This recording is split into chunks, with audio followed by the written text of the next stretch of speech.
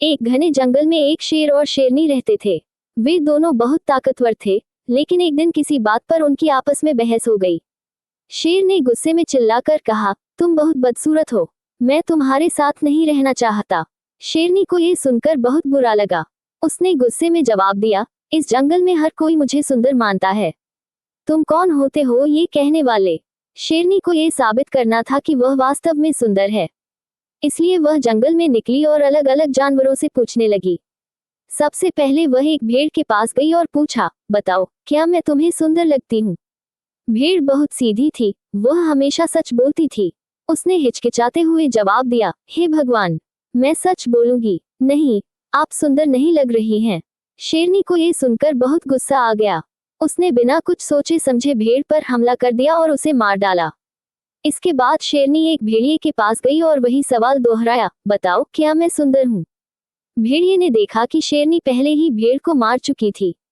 वह डर गया और तुरंत जवाब दिया, हाँ मैडम, इसमें कोई शक नहीं, आप बहुत सुंदर हैं। शेरनी समझ गई कि भेड़िया डर की वजह से झूठ बोल रहा है। उसे झूठ पसंद नहीं था, इसलिए उसने भेड़िए को भी मार दिया। इसके बाद शेरनी एक लोमड़ी के पास पहुंची और वही सवाल किया, बताओ, क्या मैं सुंदर लगती हूँ? लोमड़ी बहुत चालाक थी। उसने भेड़ और भेड़िए का हश्र देख लिया था। उसे समझ आ गया कि अगर वह सच बोलेगी तो मारी जाएगी, और अगर झूठ बोलेगी तो भी बचने की कोई गारंटी नहीं है। उसने तुरंत एक तरकीब सोची। उसने अपनी आंखें बंद कर ली और जोर जोर से मलने लगी। फिर कराहते हुए बोली, महारानी, मेरी आंखों में कुछ चला गया है, मैं अभी कुछ भी नहीं देख सकती। शेरनी ने सोचा कि लोमड़ी सच में कुछ नहीं देख पा रही, इसलिए उसने उसे छोड़ दिया। इस तरह चालाक लोमड़ी ने अपनी बुद्धिमानी से अपनी जान बचा ली।